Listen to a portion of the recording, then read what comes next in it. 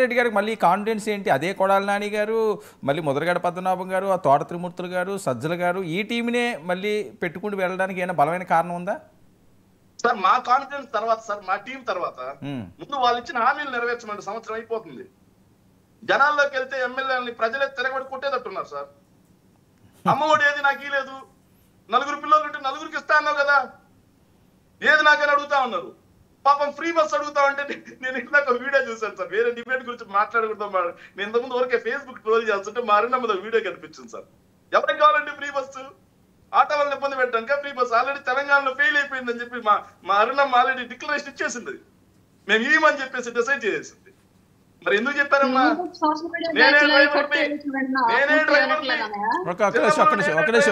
శేఖర్ ఉండండి. ఇప్పుడు కాదు ఇప్పుడు ఆవిడ పోస్ట్ అన్నారు కాబట్టి వాస్తవం కాదు అడుగుదాం. అది ఫేకా రియల్ వీడియో?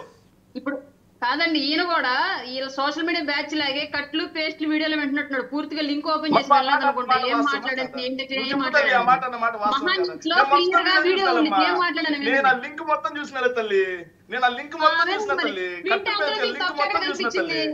వింటే మీకు తప్పెక్కడ కనిపించింది అసలు అక్కడ లింక్ మొత్తం మరి మీకు నేను అదే అన్నాను సార్. మా అరుణం మేము పాపం ఏముంటదంటే ఎన్నికలకు ముందేమో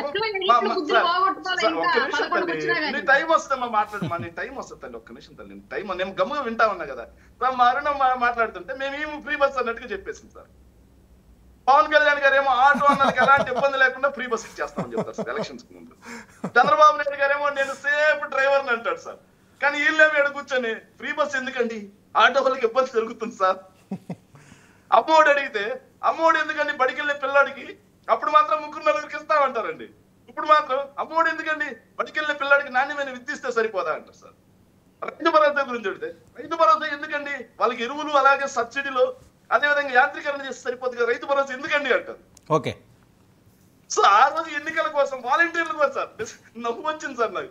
వాలంటీర్లకు 5,000 ఇస్తుంటే 10,000 ఇస్తాం, మీకు 50,000 సంపాదించుకునే మార్గం ఇస్తాం, మేము చూసుకుంటాం, ఎవరు ఆధారపడాల్సిన పని లేదు. కాదు శేఖర్, ఒక్క విషయం శేఖర్, మీకే మంచిది కదా, వాళ్ళకి అలా జరిగితే మీకు కావాల్సింది ఇదే కదా, హ్యాపీగా ఉండండి. కావాల్సినది కాదు సార్. మేము ఒక ప్రతిపక్షంగా మేము ఈ రోజు డిమాండ్ చేస్తున్నాం. మీరు చెప్పిన సూపర్ 6 హామీలతో పాటుగా మరో 143 హామీలు ఉన్నాయి. ఒక్క పెన్షన్లు తప్పిస్తే, ఒక గ్యాస్ సిలిండర్ ఒక్క బండి ఇచ్చారు, సంవత్సరానికి 3 బండలు అని చెప్పి. ఆ పెన్షన్లు కూడా సార్ ఏదైతే 10 లక్షల పెన్షన్లు కోయడానికి బడ్జెట్ లో శ్రీకారం చుట్టారు.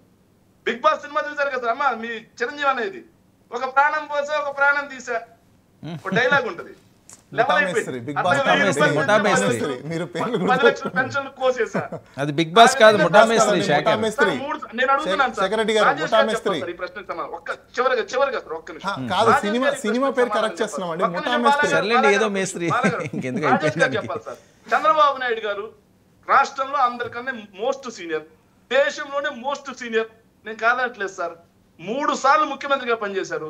రాష్ట్రం యొక్క అప్పు 14 లక్షల కోట్లు అని చెప్పి వాళ్ళు ప్రచారం చేసినప్పుడు రాష్ట్ర అప్పు 14 లక్షల కోట్లు అని తేల్చారు. మరి ఇప్పుడు రాష్ట్ర అప్పు ఎంత? వాళ్ళు చెప్పిన దాని ప్రకారం 14 లక్షల కోట్లు అప్పు ఉన్నప్పుడు ఇవన్నీ నెరవేరుస్తామన్నారు కదా, దాంట్లో సగమే అప్పు ఉంది కదా ఇప్పుడు. మరి ఎందుకని అన్ని చేయాలన్నా గల్లా పెట్టి ఖాళీగా ఉంది, ఏం చేయలేకపోతున్నానని చెప్పి మీ నాయకుడు మాట్లాడుతా ఉన్నాడు. ఇది మభ్య పెట్టడం కాదా, మోసం చేయడం కాదా, ఓటర్లను వెన్నుపోటు పడవడం కాదా, ఇది కాదా కుట్ర? ఏపీ 3 ఎలా ఉంది? సో టు బి హానెస్ట్ చెప్పాలి అంటే మేబీ మీరు చూస్తుండే మీడియా ఇక్కడ హైదరాబాద్లో కూర్చొని లేకపోతే కొంతమంది టీవీ డిబేట్లో చెప్పే పరిస్థితుల కంటే మేము రోజు రాజధాని పరిధి